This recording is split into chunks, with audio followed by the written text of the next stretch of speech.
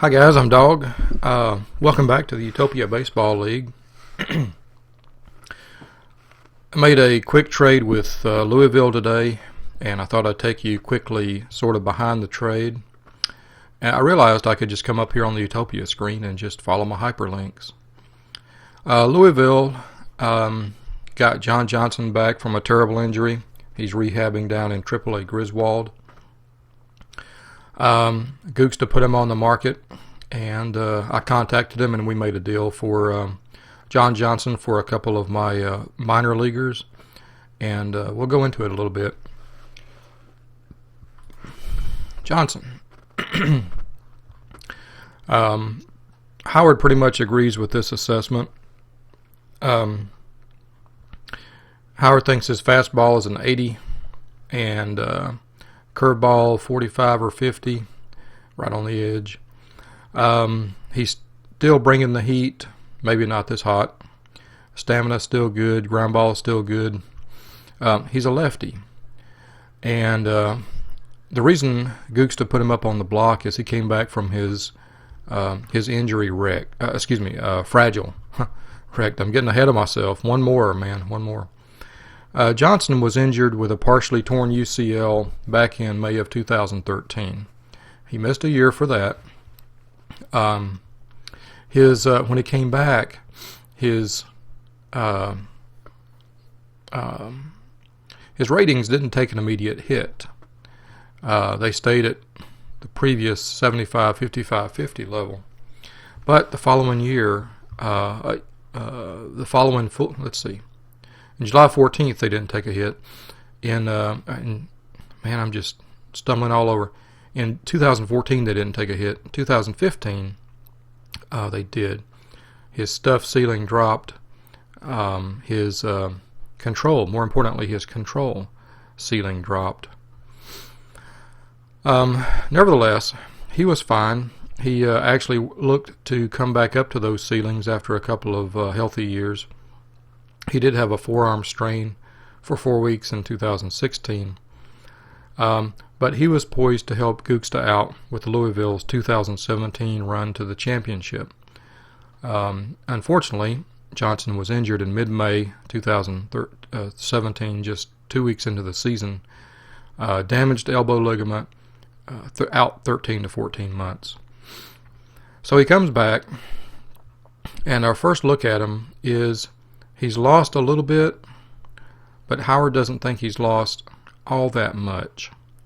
Howard pretty much agrees with the OSA assessment, but then nobody's had a good look at the guy, so we don't really know. He's a risk, but if he's made 2 starts in AAA, thrown 2 innings, and allowed 1 hit and nothing else. He's gotten 2 saves, 2 starts, or in 2 appearances. So I think he's an acceptable risk for my bullpen.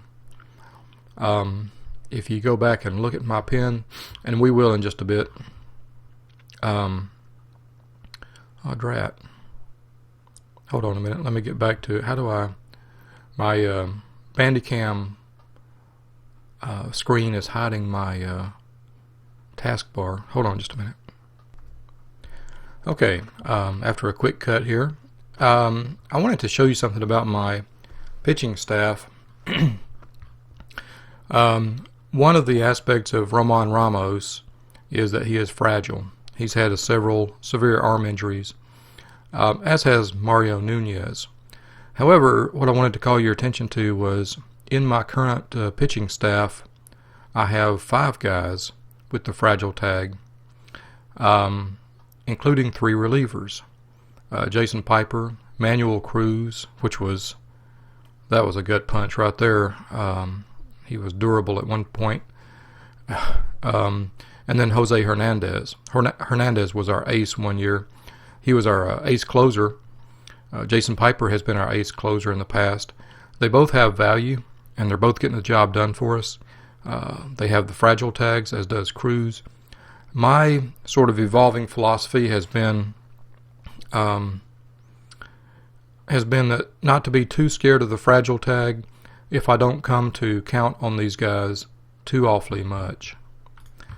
I'll probably put Johnson in as a left-handed setup, and he will complement Gonzo in the back end of the pen, and Gonzo, and Cruz will basically work to they'll work with lefty-righty matchups.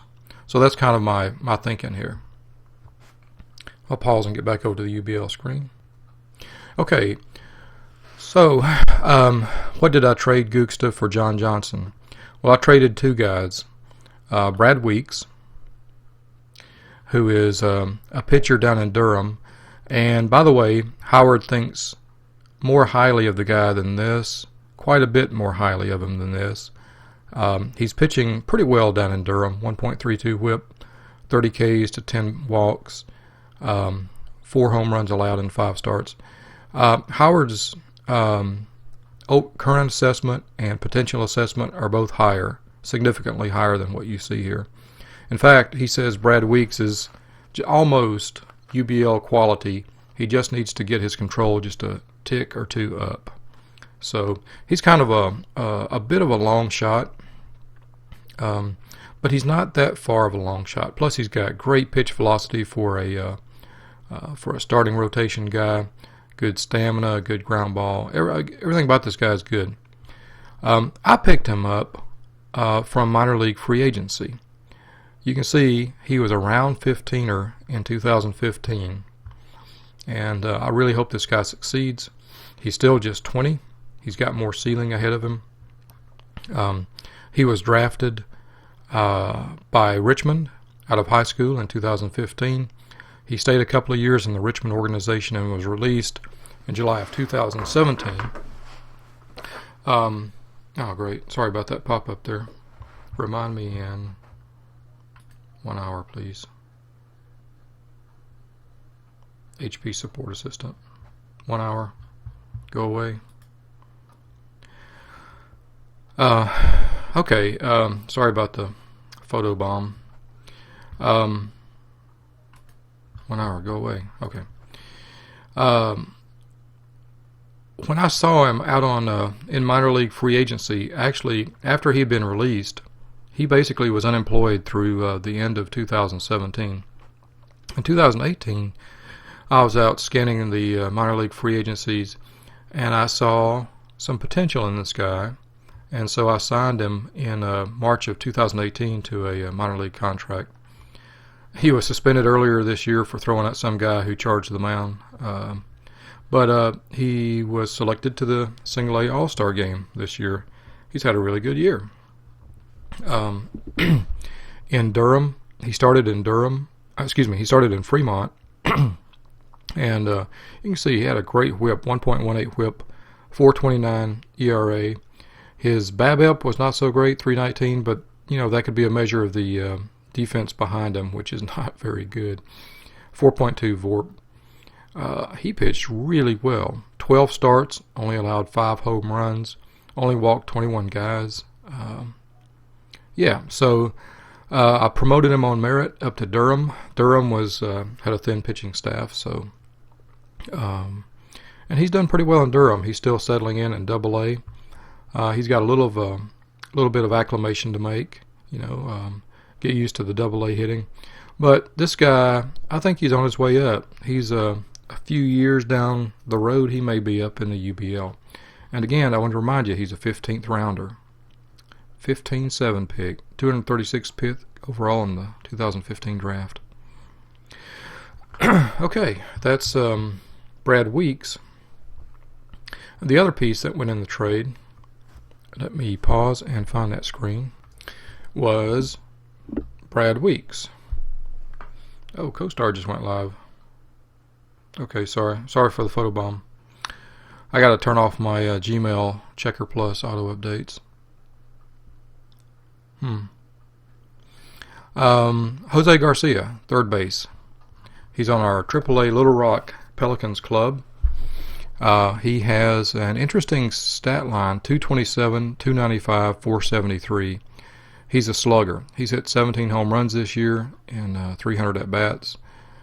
He strikes out a lot, but when he makes contact, he makes big contact. 17 home runs, 21 doubles, and a triple. So he's got big-time power. The thing about Garcia, he was a minor league find in 2015. Yeah, May of 2015. Howard found him in Puerto Rico. I like this guy. He was just selected to the AAA All-Star game this year. What was he doing playing catcher? That's awesome. That is awesome. Anyway, he's never batted for a real high average. In Durham, last year, he batted .267, .321, .576. He's with an OPS plus of 142. Yeah, when he makes contact, he really smashes the ball. He's still getting used to AAA. He spent about half the year in AAA, batted 188, but still a 406 slugging and 13 home runs last year.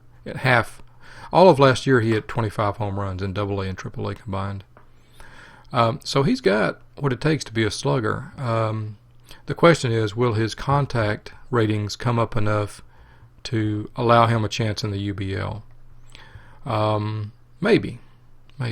I just knew he wasn't a good fit for our ball club. I've known it for a while, and I've shopped him a little bit, and I'm glad he's found a home in Louisville's farm. I definitely think he will do better in a smaller ballpark than we have in our farm systems. He's a fine third baseman, got a cannon of an arm at third base, and pretty good range too. So he's been a good fielding third baseman as well as a slugger. Very high intelligence and high work ethic. So anyway, so that's the trade for the day. Just wanted to give a quick rundown on it, and I'll be back again.